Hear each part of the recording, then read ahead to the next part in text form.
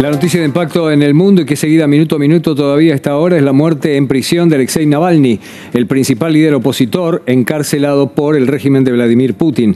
Doctor Alberto Rujkolekier, buenas tardes. Muy buenas tardes, Pepe. Bueno, parece que los comentarios que hicimos vos y yo esta semana desgraciadamente sucedieron.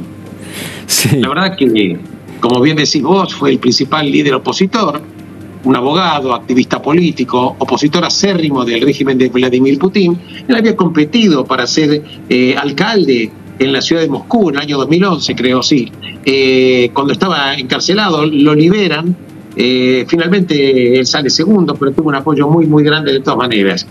Finalmente, un intento de envenenamiento que él sufrió cuando estaba en Siberia hace que lo trasladen, por cuestión de seguridad, lo trasladan a Alemania para curarlo, se recupera, vuelve a Rusia, es encarcelado bajo los delitos de atentar contra el orden público, etcétera, todo lo que indica Rusia, y finalmente es encarcelado y luego trasladado a una cárcel de máxima seguridad que estaba a 50-60 kilómetros del Polo Norte.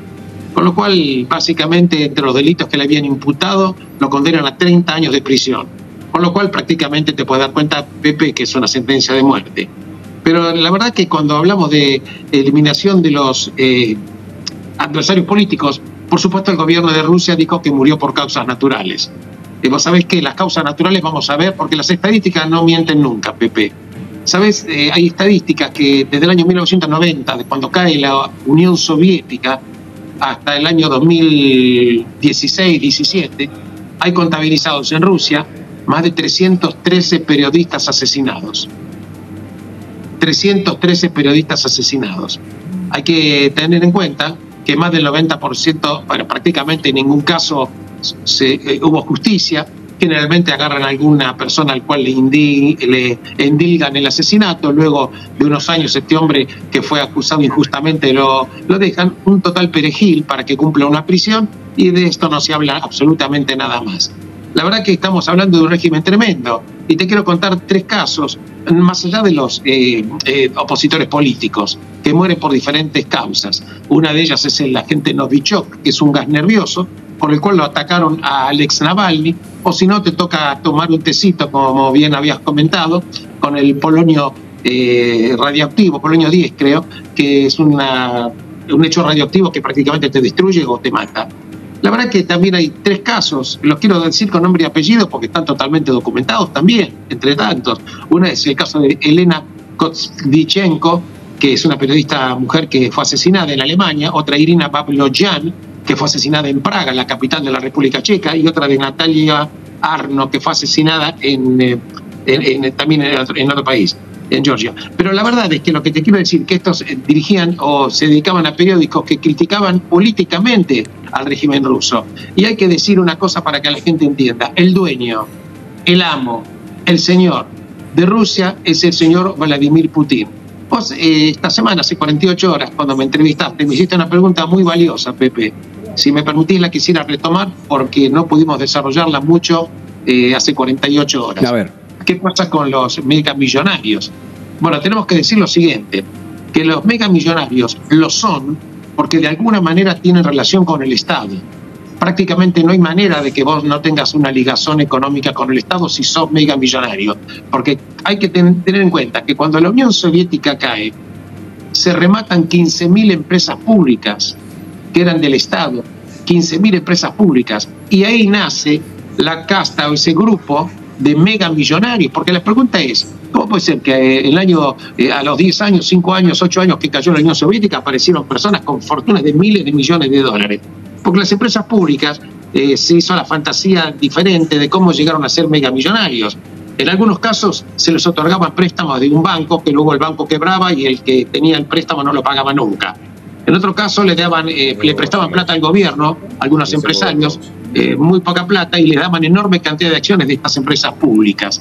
Y luego había una ley que eventualmente, que primero se la daban para explotar en arrendamiento, y luego de un tiempo determinado, cuando cambiaba un jefe político en Rusia, finalmente las empresas pasaron a ser dueñas de estas personas megamillonarias. Para darte una idea, esto también es una estadística, Pepe. En el año 1990, apenas cae la Unión Soviética, los 8 megamillonarios de Rusia tenían un promedio aproximadamente de 3 a 4 mil millones de dólares. Cuando pasaron ya, llegamos al año 2000, 10 años después, los 12 megamillonarios de Rusia juntaron una fortuna de 440 mil millones de dólares. Estoy hablando de 12 personas. Fíjate los promedios cómo fueron subiendo. Y se dice que el hombre con mayor fortuna en Rusia es Vladimir Putin. Nada pasa absolutamente en Rusia sin el acuerdo de él.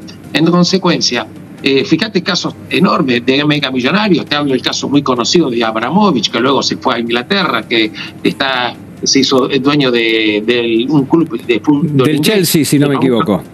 El Chelsea, exacto, no me acordaba. Gracias, excelente memoria, Pepe. También el caso de Khodorkovsky, que cuando tenían porciones de Gazprom, algunos de ellos luego fueron acusados por Putin con cualquier delito, se tuvieron que exiliar, y uno de ellos, creo que fue Khodorkovsky, le hizo juicio posteriormente, claro, le hizo juicio estando fuera de Rusia, y finalmente él reclamaba 100 mil millones de euros de indemnización por haberlo despojado de la empresa, creo que era Gazprom, y al final transaron solamente 50 mil millones de euros. Esto para que te des una idea, que el patrimonio público de la Unión Soviética finalmente fue depredado, robado y distribuido por algunos empresarios que empezaron a ser grandes por este reparto. Bien. Por altos jefes de la KGB, de los cuales hay que recordar que también Putin en su momento dirigió la KGB, y este es el origen no un santo de las enormes e ingentes fortunas. Mira, Pepe, yo estuve, entre otras cosas, estuve en Rusia. Quiero comentarte una anécdota nada más. Estuve tanto en Moscú, estuve en San Petersburgo y demás. Vos, por ejemplo, vas a San Petersburgo, que es una ciudad aparte hermosísima. Prácticamente no hay cuadras en San Petersburgo, según los barrios en el cual te muevas, que no veas coches de Rolls Royce, Bentley, que son cosas que son, a veces no ves esa cantidad de coches con ese lujo, no lo ven ni siquiera en Estados Unidos. Lo concreto es que hay estadísticas que el más del 80 o 90% de los asesinatos de los periodistas o de los opositores nunca son esclarecidos, a punto tal de que el tema de los periodistas es tan tremendo que hubieron 2 periodistas franceses que fueron asesinados por Al Qaeda en Mali, que incluso las Naciones Unidas estableció el día 2 de noviembre, que lo decretó en el año 2013, el 2 de noviembre, como un día especial para protestar contra la impunidad de los asesinatos de los periodistas. En pocas palabras, en Rusia te puedes dedicar a muchas cosas.